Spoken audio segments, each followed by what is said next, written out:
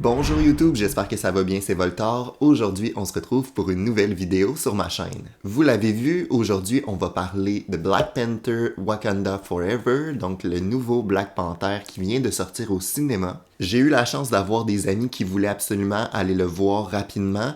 Ma crainte, c'était de me faire spoiler sur les réseaux sociaux. Et finalement, j'ai réussi à aller le voir dans la première fin de semaine de diffusion du film.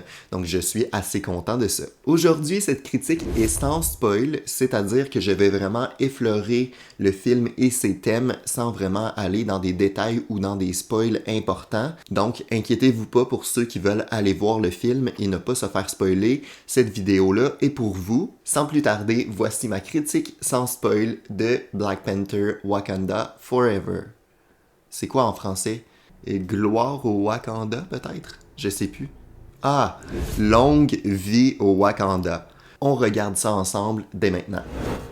Il faut se dire qu'avec du recul, la phase 4 de Marvel n'était pas la meilleure. Quand j'ai vraiment pris le temps de regarder les films que Marvel a sortis récemment, je me suis rendu compte que c'était pas des chefs-d'œuvre et c'était pas des films qui m'avaient marqué plus que ça. Il y a quelques exceptions comme Shang-Chi ou Spider-Man qui étaient quand même des bons films. J'avais une légère crainte pour Black Panther, tout simplement parce que c'était vraiment pas ma phase Marvel favorite. Mais finalement, j'ai trouvé que ce film-là vient vraiment clore d'une manière assez intéressante cette phase 4. Bien que le film est un peu long, il y a quelques longueurs, on se cachera pas que c'est quelque chose de plus particulier, mais fait d'une manière assez intéressante, contrairement à Éternel, qui était également un film unique en son genre, mais qui avait un peu raté sa cible, dans le sens où c'était pas non plus un super bon film. Selon moi, Black Panther a réussi à faire un film qui est différent des films auxquels on est habitué, mais d'une manière positive, contrairement à Éternel. Comme je l'ai dit, le film a quelques longueurs, beaucoup moins d'action qu'un film Marvel traditionnel. Même qu'à un certain point, je me suis questionné à savoir si on regardait vraiment un film de super-héros. Les scènes qui n'étaient pas des scènes d'action étaient quand même intéressantes. On parlait de thèmes assez intéressants également, assez poussés pour un film de Marvel. Par exemple, toutes les scènes qui tournent autour du deuil étaient assez intéressantes et ça nous emmenait à réaliser la manière différente dont certains personnages pouvaient un peu réaliser un deuil. Donc, on a vraiment un clash au niveau des réactions face au deuil de différents personnages à travers le film et j'ai trouvé ça vraiment intéressant comme thème abordé. Il y a d'ailleurs un nouveau personnage qu'on a vu dans la bande-annonce qui s'appelle Ironheart, qui était un personnage vraiment intéressant, vraiment attachant et qui était plutôt drôle. C'est vraiment elle qui emmenait un côté un peu humoristique au film, sans être trop, comme le film de Thor où il y avait vraiment trop d'humour, un peu lourd finalement. Je trouve qu'il y avait également des bons parallèles avec le premier film, sans aller trop dans les détails parce qu'on est dans une vidéo non spoil, mais la fin du film était vraiment intéressante parce qu'elle offrait un parallèle avec la fin du premier film qui était assez prenant. Je trouve, ça apportait vraiment un côté unitaire entre les deux films, quelque chose qui liait ces deux films-là entre eux. Donc j'ai trouvé que la finalité de ce deuxième film était assez intéressante et apportait des enjeux plutôt intrigants pour la suite des films Marvel. Un point négatif, ça pourrait être que Black Panther, c'est quand même un film qu'on a vu il y a quelques années déjà.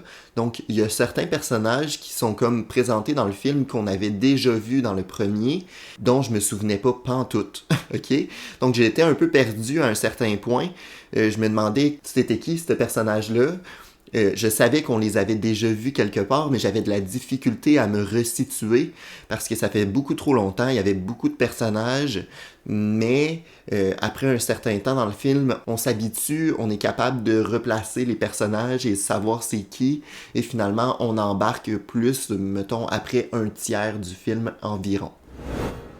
Évidemment, visuellement, le film était incroyable. Il y avait vraiment des beaux paysages qui se démarquaient. Il y avait beaucoup aussi un côté avec l'eau qui est vraiment importante dans le film, donc comme un univers un peu sous-marin. J'ai trouvé que c'était quelque chose d'hyper intéressant visuellement, mais également au niveau scénaristique, d'avoir comme un peu une cité sous-marine. Je vais pas dans les détails évidemment, mais c'était vraiment visuellement intéressant, surtout sous l'eau. Et finalement, le dernier point dont je voulais vous parler, on l'a vu dans la bande-annonce, donc je considère pas ça comme un spoil, c'est le méchant qui s'appelle Namor. J'avais déjà fait une vidéo à son sujet qui présentait un peu qui était Namor. Si jamais vous avez pas vu la vidéo, je vous la mets en description.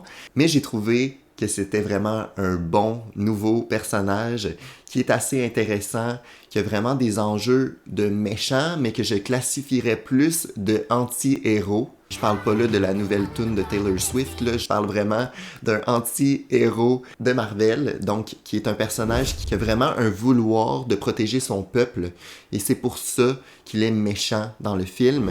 J'ai trouvé que c'était vraiment un apport particulier, que ça emmenait vraiment une dynamique différente parce qu'on avait vraiment un attachement à ce personnage-là et à son peuple à travers le film. Bref, j'ai trouvé que le méchant était plutôt bien réalisé. Je vais évidemment en parler plus en détail dans ma vidéo spoil. Vous l'aurez compris, je vous conseille d'aller voir Black Panther.